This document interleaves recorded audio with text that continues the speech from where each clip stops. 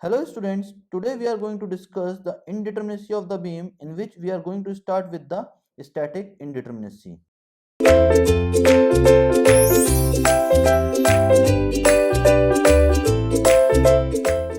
Now, the number of unknowns which are present in the form of forces means loads and movement, that is the external reaction as well as the internal reaction, in addition to the condition of equilibrium, are known as static indeterminacy. It means that if the external reaction and internal reactive forces are unknown, which cannot be determined by the theory of equilibrium alone, then that type of indeterminacy is known as static indeterminacy. Okay. Now we had further classified the static indeterminacy into two types, that is the external static indeterminacy and the internal static indeterminacy. Now one beam is constructed here at which the support A is fixed and support B, C and D are simple supported. Okay. Now the beam is subjected to general loading W1, W2 and the vertical loading W3. Now due to this type of loading, the deflection of beam will take place like this. Okay. Now due to this displacement, rotation at support A is 0 because of the fixity of support A. But the rotation of support B is theta B, rotation of support C is theta C, and rotation at support D is theta D. So we just write here as theta D, theta C, theta B. Okay. Now these are the rotation which takes place at support B, C and D. Now linear displacement is also taking place in the beam, which is indicated by delta 1, delta 2, delta 3 and delta 4. Now we will see one by one each type of indeterminacy and its value. Okay. Now the first one is the external static indeterminacy. Now what is external static indeterminacy in beams? All the unknown external reaction, that is the support reaction, in addition to the condition of equilibrium, is known as external static indeterminacy. It means that all the unknown external reactions which cannot be determined by the theory of equilibrium alone is known as external static indeterminacy, and its formula is always R minus S, that is the number of reaction component or the number of support reaction minus the number of equilibrium condition. Okay. Now here the number of reaction or the support reaction will be 6, that is Va, Ha, Ma, because 3 reaction will taking place at support A, that is fixed support. Now at simple support only one vertical reaction will be there, that is Rb, Rc and Rd. So 6 reactions will be there, and due to this general loading, the equilibrium condition which will be there at this beam is 3, that is summation of vertical forces equals to 0, summation of horizontal forces equals to 0 and summation of moment about any point equals to 0. Now by using this formula, that is R minus S, that is 6 minus 3, we will have the degree of external static indeterminacy equals to 3. Now we have determined the external static indeterminacy. Now we can move to the internal static indeterminacy. Now internal static indeterminacy is defined as the number of internal reactive forces which cannot be solved by the theory of equilibrium alone is known as internal static indeterminacy. It means that the number of internal reactive forces, that is bending moment, shear force and the axial forces, which cannot be determined by the theory of equilibrium alone, is known as internal static indeterminacy. Now in a structure, internal reactive forces means the bending moment, shear forces and axial forces. We had already discussed it. Now if in a beam, if we know the value of support reaction, then we can easily determine the shear forces, axial forces and bending moment. So in every beam, the internal static indeterminacy always remains 0. So we just write here in note, in case of axially rigid beams where axial deformation cannot occur, the internal static indeterminacy always remains 0. Now because of all the support reactions are known, the bending moment, shear force can be easily calculated at any section of the beam. That's why the internal static indeterminacy is 0 in case of beam always. So if we want to calculate the total static indeterminacy, then it will be the sum of external static indeterminacy and the internal static indeterminacy.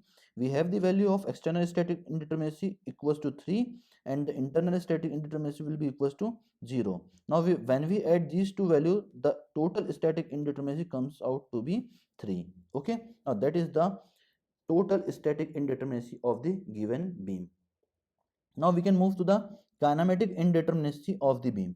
Now all the unknowns which are present in the form of movement, it means that the displacement and the rotation in a structure are treated as kinematic indeterminacy. Now the number of possible movement which will be present in a structure in form of displacement or rotation are known as kinematic indeterminacy.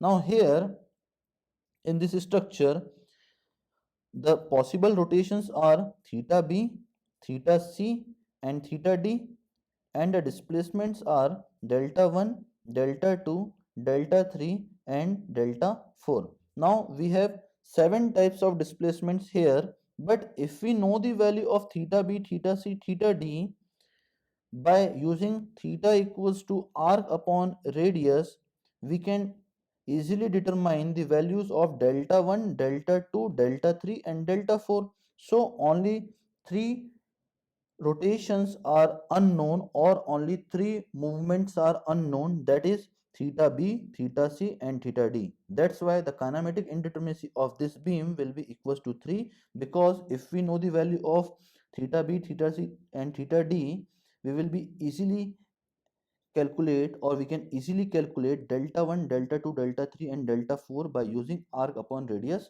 concept. Clear? Now what do you mean by degree of freedom? Now the number of independent coordinates where movement is possible is known as degree of freedom. Now generally the number of independent coordinates where movement is possible is known as degree of freedom. Now always the kinematic indeterminacy and the degree of freedom always remains equal in any type of structure, that is known as degree of freedom. Clear? Now, suppose that this is an example of a beam subjected to general loading and the extensible member. Okay. Now, in this beam, support A is fixed, support B, C are simple supported, and support D is freely support or free support. Okay. Now, due to the extensible member, what will happen at support B? Rotation will be there. Okay, rotation will be possible and the horizontal displacement will be possible because the member is flexible. Now due to this flexible member, the horizontal displacement at joint B, C and D will take place. Okay, now rotation of joint B, joint C and joint D will also takes place like this. Okay, now at joint D, that is the free support, due to no availability of vertical reaction, vertical displacement will also takes place.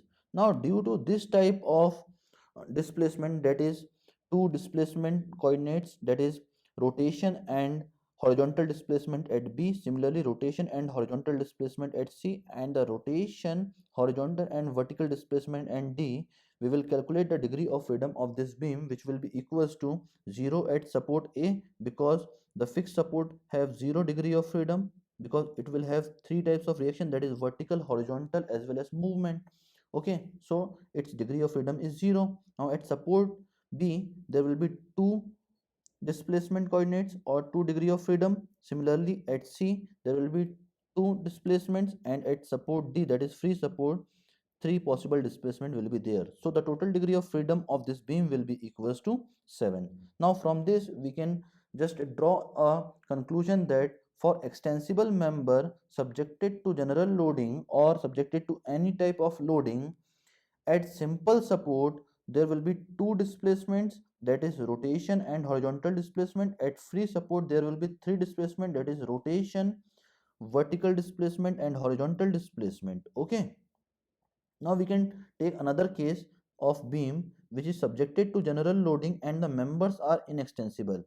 Now at fixed support the degree of freedom is 0, we had already discussed it. Now at support B and C only rotation will be there and no horizontal displacement will be there. Why? Because the member is inextensible or the member is rigid. Due to rigidity of this member, no horizontal displacement of support B, support C and support D will takes place. So only one displacement will be there at B and C, that is only the rotation. Now at free support there will be two types of displacement, that is the rotation as well as the vertical displacement. So its degree of freedom will be 0 at A, 1 at B, 1 at C and 2 at D. So the total degree of freedom will be equals to 4. Okay.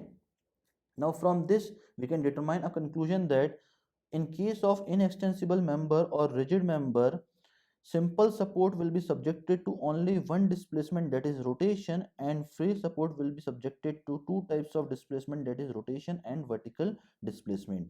Now from this we can just determine the conclusion, that is for supports, that is fixed support, for axially rigid or inextensible member the degree of freedom will be 0, and for flexible or extensible member the degree of freedom will be 0. Now for simple support, in case of extensible member, the degree of freedom will be equals to 1, that is only rotation, but in flexible member it will be 2 as horizontal displacement and rotation. In free end or free support, the in case of axially rigid or inextensible member, two types of displacement will be there, that is rotation and vertical displacement, and in flexible or extensible member three types of displacement will be there, that is rotation, vertical and horizontal displacement. That is all about the indeterminacy of beam. Thank you very much, students.